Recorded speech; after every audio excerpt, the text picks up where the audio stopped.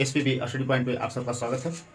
दोस्तों, आज हम बात करने वाले हैं यूरोपीय कंपनी के क्रम में आपका तीसरा जो कंपनी थी, अंग्रेज थी, जो बहुत लंबे समय तक हमारे देश में शासन किया और किस तरह से सोने की चिड़िया को एक मतलब एक खोखला कर दिया था, उसी के बारे में आज हम बात करने वाले हैं। और इससे पहले हमने बता चुका है कि किस तरह से यूरोपीय कंपनी का आगमन हुआ। चूँकि आगमन और स्थापना में बेसिक एक डिफरेंट है, एक बेसिक अंतर है, और बेसिक अंतर के कारण ही वहाँ से क्वेश्चन क्रिएट कर देता है कि निम्नलिखित में से कौन सी कंपनी पहले आई, या फिर पूछे कि आपको कि वर्ष दे देगा और एक तरफ कंपनी का नाम दे देगा यूरोपीय कंपनी का, उसको मैच करने के लिए देगा कि इसको मिलान कीजिए। तो वहाँ पर अगर जानकारी नहीं रहेगा तो आप फंस जाइएगा। तो आइए उसको एक बार फिर देख लेते हैं। आगमन के क्रम में बात करें तो पहले आपको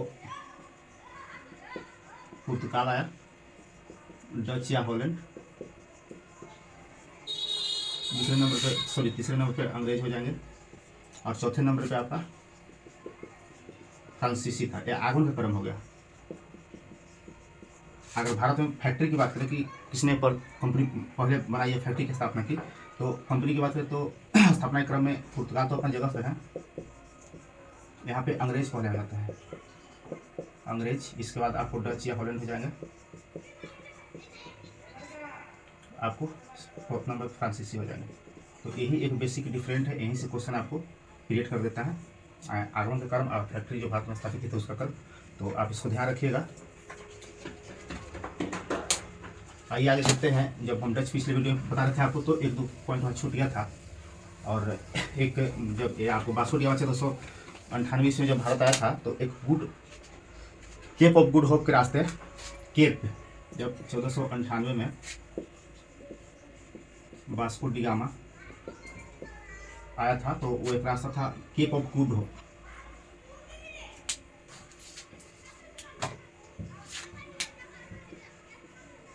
केप ऑफ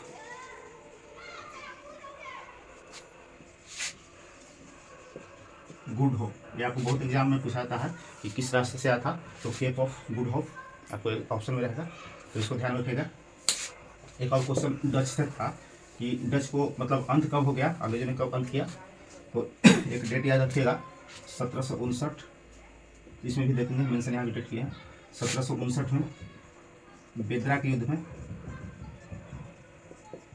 बेदरा आपको बंगाल में पड़ेगा। कभी कभी यही पूछ लेगा कि जो 1759 में बेदरा का युद्ध है, तो बेदरा किस जगह है, तो आपको बेदरा बंगाल में है। इसी युद्ध में 1759 के बेदरा युद्ध में अंग्रेजों को फ्रांसीसियों ने अंग्रेजों ने डचों को पराजित कर दिया था और भारत से बुरे बिस्तर इसका बांध दिया था। तो यहाँ तो अंग्रेज को खत्म कर दिया था। अब आइए इसको डिटेल हम लोग देखते हैं। अंग्रेज या ब्रिटिश जो तीसरी कंपनी थी,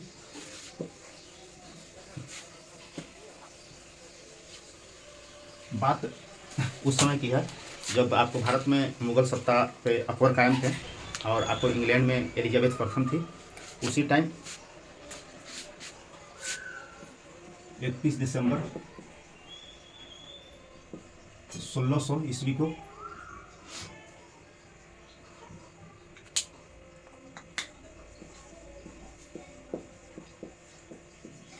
एलिजाबेथ प्रथम द्वारा कंपनी को, जो ईस्ट इंडिया कंपनी थी, उसको 15 वर्ष के लिए पूर्वी देशों के साथ व्यापार करने हेतु आदेश जारी किया था। जब 31 दिसंबर को रानी एलिजाबेथ प्रथम वहाँ सत्ता में थी, तो एक क्वेश्चन ऐसे पूछा कि जब 31 दिसंबर 1600 ईस्वी को जब ब्रिटेन में कंपनी की स्थापना हुई थी, तो जब आदेश दिया गया था, तो उस टाइम भारत में किसकी सत्ता, कौन राजा थे, तो उस टाइम मुगल शासक अकबर हो जाएंगे। मुगल शासक अकबर की शासन चल रही थी। तो यहाँ से एक डायरेक्ट क्वेश्चन आपको पूछेगा कि जब कंपनी की स्थापना ब्रिटेन में हुई, उस टाइम भारत के राजा कौन थे या मुगल शासक कौन थे, तो अकबर हो जाएगा।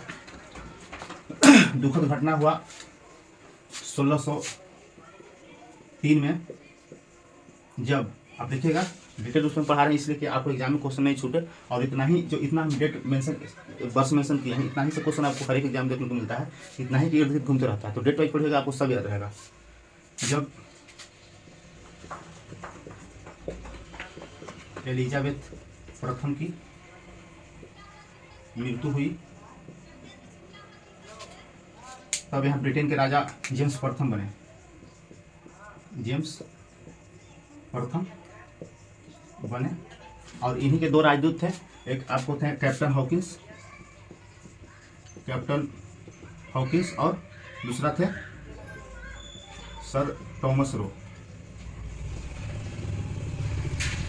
ये दो राजदूत थे जेम्स प्रथम का। तो इसको आगे देखते हैं।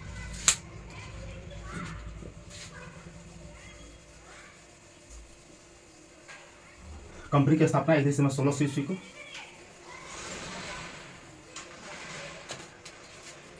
तो आपका 1600 क्लियर हो गया। 1608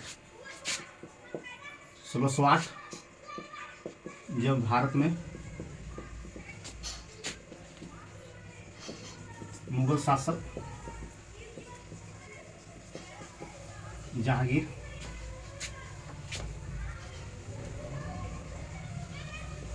गद्दी पर, मुगल शासक जहांगीर का शासन जब मुगल शासक जहांगीर का शासन चल रहा था, उसी टाइम जेम्स प्रथम के राजदूत 1608 में जहांगीर के दरबार में पहुंचा।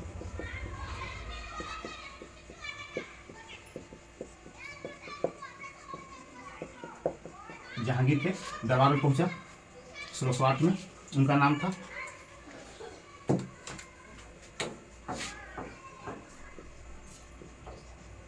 Captain Hawkins. ये आपको जेम्स प्रथम के राजदूत थे। कैप्टन हॉकिंस जब 1608 में इनके जहांगीर के दरबार में पहुंचे तो इन्होंने फारसी में इनसे बात किया और कंपनी के बारे में राजा वहाँ से बताए थे। वो आपको यहाँ जहांगीर को बताएं कि हाँ हम यहाँ व्यापार करना चाहते हैं और कंपनी स्थापित करना चाहते हैं। तो इन्होंने भी बात किया और फारसी जानता था, इसलिए इसे पसंद होकर जहांगीर ने इन्हें इंग्लिश था के पद दिया।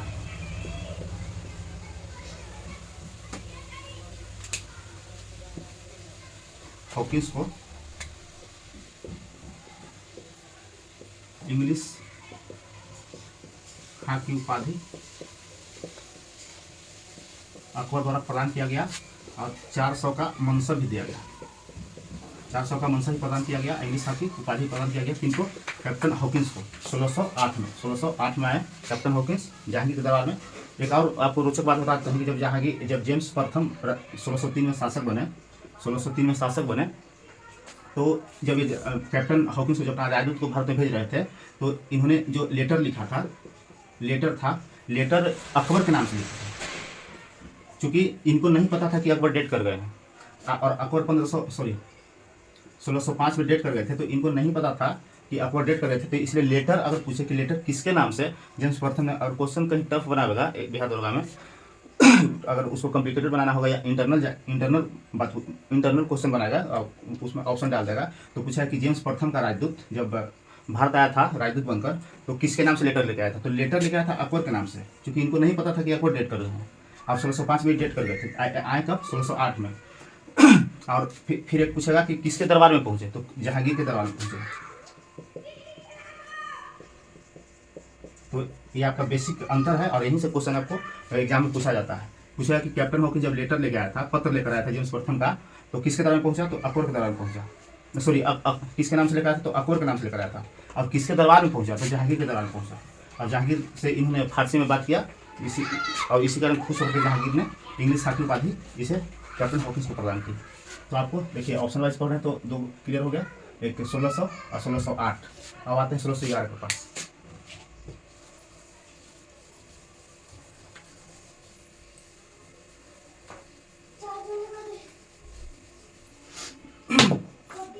तो यहाँ देखते हैं 1611 जब कंपनी की स्थापना हो रही थी तो आपको पता होगा कि यहाँ सूरत है। सूरत में प्रथम बार फैक्ट्री लगाने का जहांगीर ने आदेश दिया कि हाँ ठीक है, आप यहाँ आप फैक्ट्री लगा सकते हैं या कंपनी आप स्थापित कर सकते हैं। तो सूरत में 1608 में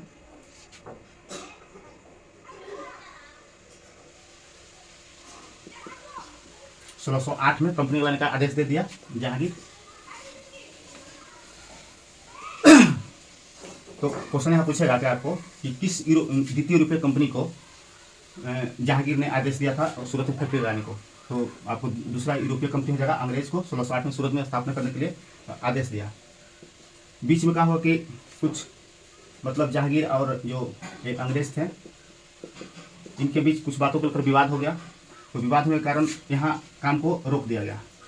यहाँ जहांगीर के आदेश पे सूरत में रोक दिया गया, 1608 में रोक दिया गया। जब 1608 में जब स्थापना करने का आदेश दिए थे तो शुरू किया तो इन्होंने रोक दिया जहांगीर।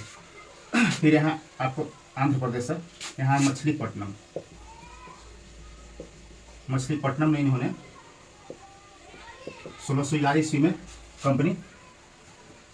कंपनी स्थापित करना शुरू, फैक्ट्री स्थापित किया और ये बंद करके 1611 में तैयार हो गया।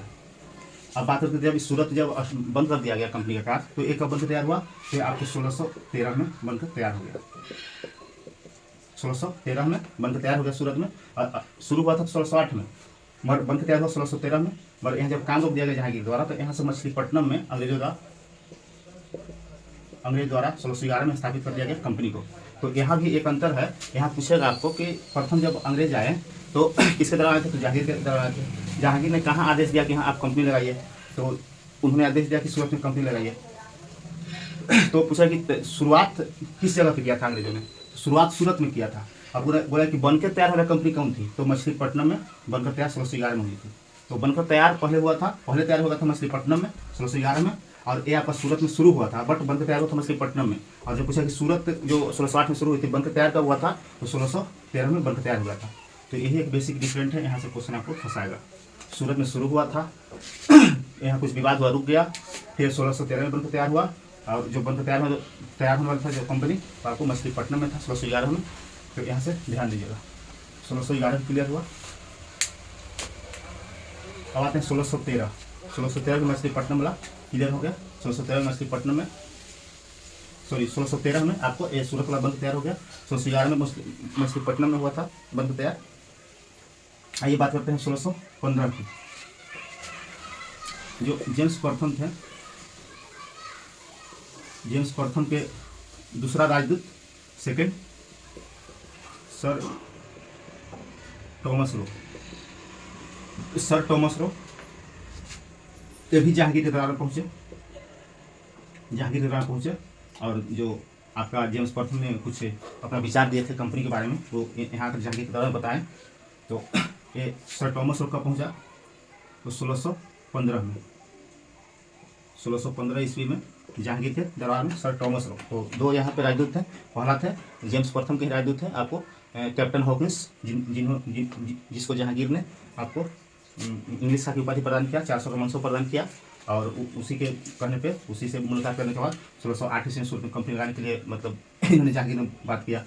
और दूसरा राजदूत जाने सर टॉमस रो, जेम्स प्रथम का ही था, जो 1615 ईस्वी में जहांगीर के दरबार में पहुंचा। 1615 यहाँ से क्लियर हुआ। आइए 1632 देख लेते हैं। 1632 में गोलकुंडा के राजा द्वारा सुनहरा फरमान प्रदान किया गया। सुनहरा फरमान, बिना कोई आपको कर का या टैक्स का व्यापार करने का आदेश दिया गया। सुनहरा फरमान प्रदान किया गया किसको, तो अंग्रेजों को। सुनहरा फरमान किसको दिया गया, अंग्रेजों को। तो क्वेश्चन पूछेगा कि 1632 ईस्वी में कहाँ के राजा द्वारा अंग्रेजों को सुनहरा फरमान प्रदान किया गया था, तो सुनहरा फरमान गोलकुंडा के राजा द्वारा प्रदान किया गया था। या फिर क्वेश्चन पूछेगा कि अंग्रेजों ने कब गोलकुंडा के राजा से सुनहरा फरमान प्रदान किया था, तो 1632 में।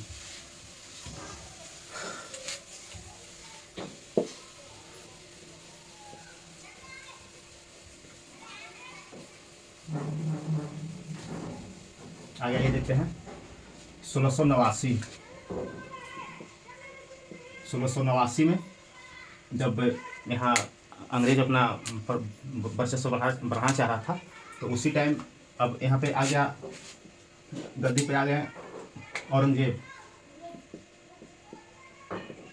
जिन्हें जिंदा पीर कहा जाता है। क्वेश्चन आपको बहुत पूछता है एग्जाम में, जिंदा पीर किस मुगल शासक को कहते हैं, तो जहांगीर को औरंगजेब को जिंदा पीर कहा जाता है।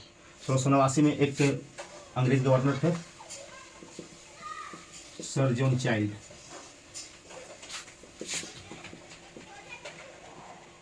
सर जॉन चाइल्ड अंग्रेज गवर्नर थे। इनके साथ औरंगजेब और इनके साथ झड़प हो गया, मतलब संघर्ष हुआ कुछ बातों को लेकर के। तो पूछेगा कि औरंगजेब किस अंग्रेज गवर्नर को 1689 में परास्त किया था, तो यही सर जॉन चाइल्ड हो जाएंगे। औरंगजेब ने सर जॉन चाइल्ड को पराजित किया। ये भी क्वेश्चन बहुत पूछता है आपको कि जब 1689 में औरंगजेब एक गवर्नर को पराजित किए थे या तो उससे लड़ाई किए थे तो कौन थे, तो सर जॉन चाइल्ड और औरंगजेब के बीच 1689 में संघर्ष हुआ था, जिसमें सर जॉन चाइल्ड पराजित हुआ और अंग्रेज विजय हुआ। एक बंगाल के नवाब थे, बंगाल के नवाब थे अजीम उस शान।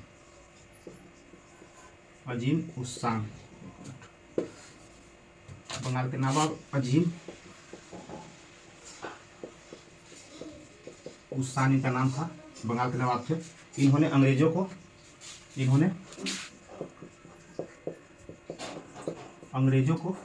1200 रुपये किराया लेकर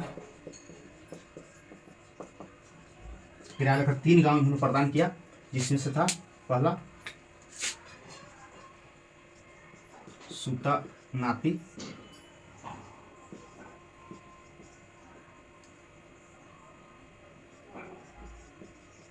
कलिकाता, सूतानाती, दूसरा था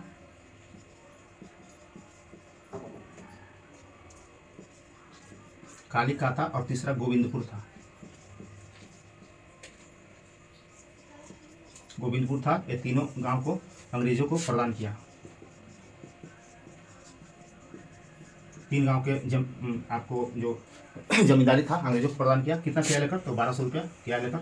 उसका नाम था अजीम उस शान। तो ये आपको पूछ सकता है कि 1698 में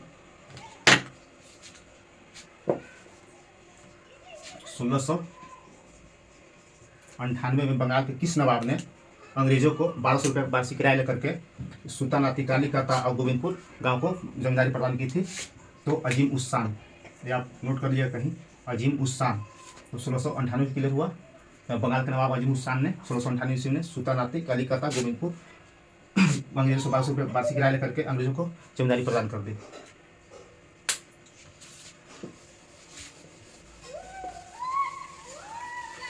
आगे देखते हैं 1717, जो बहुत इंपॉर्टेंट है और अंग्रेजों के लिए समझिए कि एक मतलब गोल्डन चांस इसको बोल सकते हैं। इससे पहले 2 और देख लेते हैं।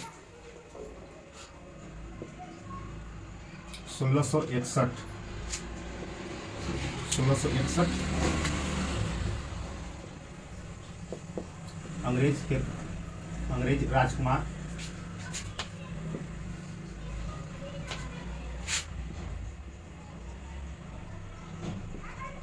अंग्रेज राजकुमार चार्ल्स द्वितीय एवं पुर्तगाली राजकुमारी कैथरीन का विवाह होता है और अंग्रेजों पुर्तगाली के बीच संबंध मतलब मजबूत होता है, वैवाहिक संबंध स्थापित करके 1661 ईस्वी में अंग्रेज राजकुमार चार्ल्स द्वितीय एवं आपको पुर्तगाली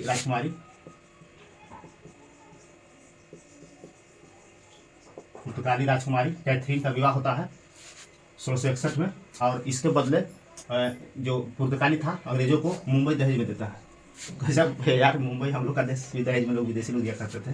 तो बम्बई उस टाइम लिखता था, बम्बई को दहेज स्वरूप दिया। किसको, चार्ल्स द्वितीय को। जब कैथरीन राजकुमार पुर्तगाल के पुर्तगाल राजकुमारी कैथरीन से विवाह किया चार्ल्स द्वितीय जो अंग्रेज राजकुमार था, तो बम्बई इसे दहेज में मिला पुर्तगालियों द्वारा, क्योंकि पुर्तगालियों ने बम्बई पर कब्जा कर रखा था, तो दहेज स्वरूप दे दिया। तो चार्ल्स द्वितीय ने क्या किया कि कंपनी को 7 साल बाद 1668 ईस्वी में 10 लाख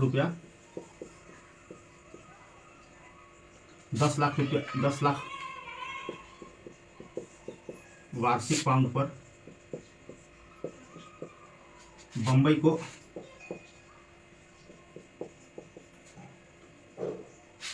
बम्बई को कंपनी के हवाले कर दिया, मतलब किराए पर लगा दिया बम्बई को कि हमको 10 लाख रुपया वार्षिक कौन आप देगा, तो हम बम्बई में आपको शुल्क मुक्त व्यापार करने देंगे, कोई टैक्स नहीं लेंगे। तो एक 1681 में 1661 में अंग्रेज राजकुमार चार्ल्स द्वितीय को पुर्तगाली राजकुमारी कैथरीन से विवाह हुआ और बम्बई को दहेज में मिला। तो पूछ सकता है कि मतलब जब पुर्तगाली और अंग्रेज के बीच में जो वैवाहिक संबंध हुआ था उस टाइम किस शहर को दहेज के शुल्क प्रदान किया गया था, तो बम्बई को। कब? 1661 में। और 7 साल बाद 1668 में क्या किया कि कंपनी को किराए पर दे दिया 10 लाख रुपये वार्षिक बॉन्ड लेकर के। तो इस प्रकार से आप 1661 भी समझ गए होंगे और 1668 भी समझ गए होंगे। आइए आगे देखते हैं।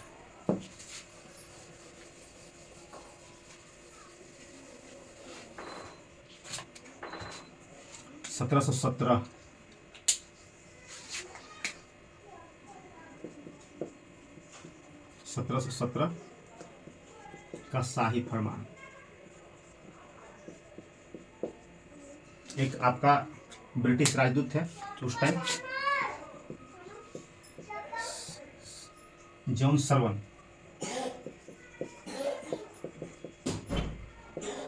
जॉन सर्वन आपका अंग्रेज राजदूत थे।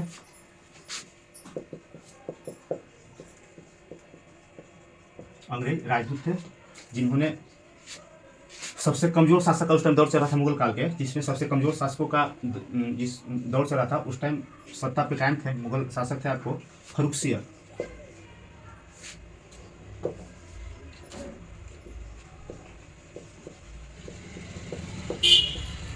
फर्रुखसियर सत्ता पे थे और इन्होंने 1717 ईस्वी में जॉन सर्वन से जब इनके दरबार में आए, जॉन सर्वन फर्रुखसियर के दरबार में आए, तो यहाँ इन्होंने क्या किया कि 3000 रुपया वार्षिक किराया लेकर, वार्षिक किराया पर 3000 रुपये वार्षिक किराया पर बंगाल में शुल्क मुक्त व्यापार का इन्होंने फरमान जारी किया। कौन? फर्रुखसियर ने 3000 रुपये वार्षिक किराया लेकर के बंगाल में शुल्क मुक्त व्यापार करने के लिए अंग्रेजों को एक शाही फरमान जारी किया। इन्होंने 10,000 रुपया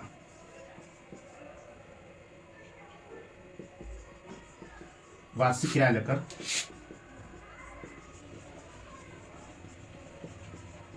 सूरत में व्यापार करने का आदेश दिया कि आप 10,000 रुपया वार्षिक हमको दीजिए और सूरत में भी आप व्यापार कर सकते हैं। तो क्वेश्चन पूछेगा कि बंगाल में कितना लिया था, तो 3000 रुपये वार्षिक लिया था और सूरत के लिए 10,000 रुपये वार्षिक लिया था। साथ ही साथ बम्बई में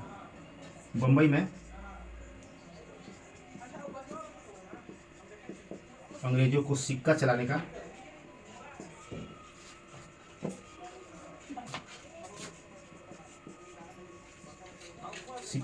आदेश दिया। तो ये विशेष है, आपको इसको याद रखिएगा। जो 1717 का शाही फरमान था, जो फर्रुखसियर द्वारा, मुगल शासक फर्रुखसियर द्वारा जॉन सर्वन आया था इसके दरबार में, जो अंग्रेज राजदूत था। इससे पहले तो हम देख चुका, जो जहांगीर के दरबार में थे। और सर जॉन सर्वन फर्रुखसियर के दरबार में आए थे और इनको मिलने के बाद इन्हें 3000 रुपये वार्षिक किराया लेकर के बंगाल में शुल्क मुक्त व्यापार का आदेश मिला और 10 रुपया लेकर किराया लेकर के सूरत में व्यापार करने का आदेश मिला। साथ ही साथ बम्बई में अंग्रेजी सिक्के चलाने का आदेश मिल गया। तो आपको 1717 क्लियर हुआ। 1759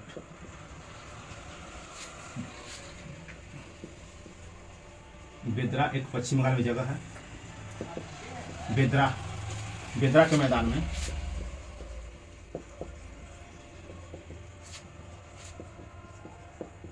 अंग्रेजों ने डचों को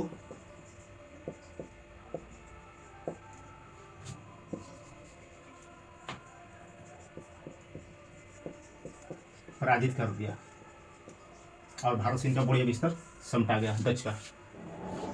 नेक्स्ट है 1760। एक जगह है आपको तमिलनाडु में पड़ता है, ये आपका हो जाएगा 1760। जगह का नाम है तमिलनाडु में हो बांडीवास।